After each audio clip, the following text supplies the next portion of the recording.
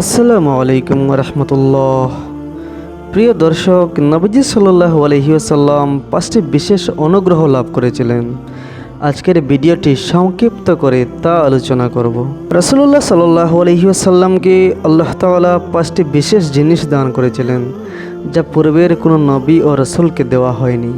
হাদিসে এসেছে, হযরত জাবের ইবনে আব্দুল্লাহ রাদিয়াল্লাহু তাআলা আনহু বলেন, রাসূলুল্লাহ সাল্লাল্লাহু আলাইহি ওয়াসাল্লাম বলেছেন, আমি 5টি জিনিস প্রাপ্ত হয়েছি যা আমার পূর্বে অন্য কোনো নবী ও রাসূল পায়নি।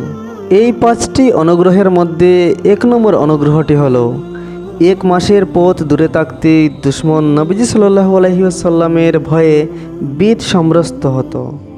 এমন শক্তি ক্ষমতা দিয়ে তিনি সাহায্য প্রাপ্তি হয়েছিলেন। 2 নম্বর অনুগ্রহটি হলো, পৃথিবীকে নবীজির জন্য মসজিদ ও পাক পবিত্র করা হয়েছে। তাই মুহাম্মদ সাল্লাল্লাহু আলাইহি ওয়াসাল্লামের উম্মতের যে কোনো ব্যক্তি যে কোনো স্থানে নামাজের সময় হলে সেখানেই নামাজ আদায় করতে পারবে। 3 নম্বর অনুগ্রহটি হলো, গনিমতের মাল অর্থাৎ যুদ্ধলব্ধ সম্পদ নবীজি সাল্লাল্লাহু আলাইহি ওয়াসাল্লামের জন্য হালাল করা হয়েছিল, যা নবীজি সাল্লাল্লাহু আলাইহি ওয়াসাল্লামের পূর্বে অন্য কোনো নবী ও রাসূলের জন্য হালাল ছিল না। 4 নম্বর অনুগ্রহটি হলো, আমাদের নবী মুহাম্মদুর রাসূলুল্লাহ সাল্লাল্লাহু আলাইহি ওয়াসাল্লামকে সুপারিশের ক্ষমতা দেওয়া হয়েছিল।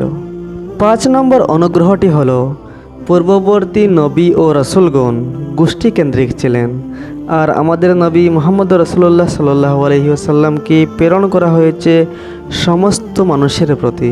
হাদিস বুখারী ও মুসলিম। সুতরাং আল্লাহ তাআলা সমগ্র উম্মাহকে রাসূলুল্লাহ সাল্লাল্লাহু আলাইহি ওয়াসাল্লামের 5টি অনুগ্রহের বরকত দান করুন, আমিন।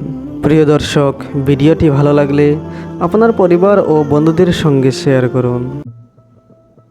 ইসলামিক দোয়া ও বিভিন্ন ইসলামিক ভিডিও পেতে আমাদের চ্যানেলটি সাবস্ক্রাইব করুন।